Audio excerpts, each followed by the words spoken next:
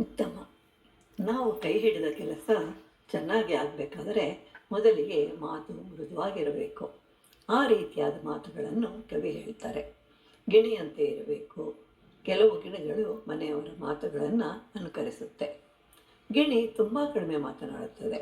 ಇದರ ಮಾತುಗಳು ಸತ್ಯವೂ ಧರ್ಮವೂ ಆದರೆ ಇನ್ನೂ ಉತ್ತಮ. ಆದ್ದರಿಂದ ಗಿಣಿಗೆ ಹೋಲಿಸ್ತಾರೆ.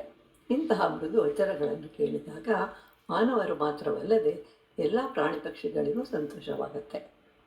ಕವಿಯು ಯಾವುದನ್ನೂ ಬಿಡುವುದಿಲ್ಲ. ತಿನ್ನುವ ವಿಚಾರ ಬಂದಾಗ ಆಡು ಹೇಗೆ ತಿನ್ನುತ್ತದೆಯೋ ಹಾಗೆ ತಿನ್ನಬೇಕು ಅಂತ ಹೇಳಿದ್ದಾರೆ.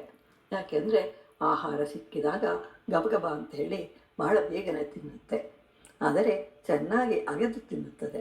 ಹಾಗಾದರೆ ಏಕೆ ಹಾಗೆ ತಿನ್ನುತ್ತೆ ಅಂತಂದರೆ ಆ ಗಿಡದ ಮಾಲೀಕ ಬಂದರೆ ಹೊಡೆಯುವನು. ಆಗ ಹೊಡೆತದೊಂದಿಗೆ ಆಹಾರವೂ ಸಿಗುವುದಿಲ್ಲ.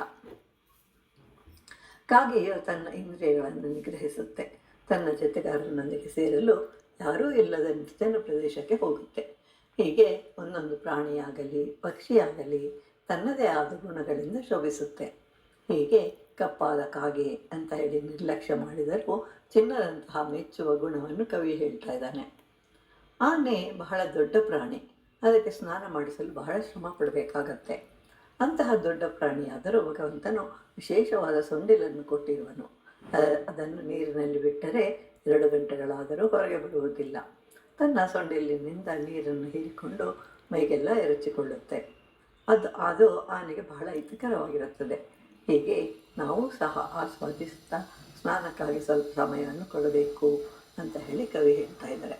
ಹೀಗೆ ಎಲ್ಲ ಪ್ರಾಣಿಗಳು ಒಂದೊಂದು ಗುಣದಿಂದ ಶೋಭಿಸುತ್ತೆ. ಆದ್ದರಿಂದ ಯಾವ ಪ್ರಾಣಿಯನ್ನು ಕೀಳಾಗಿ ಕಾಣಬಾರದು. ಅದರಲ್ಲಿರುವ ಉತ್ತಮ ಗುಣವನ್ನು ಮೆಚ್ಚಬೇಕು.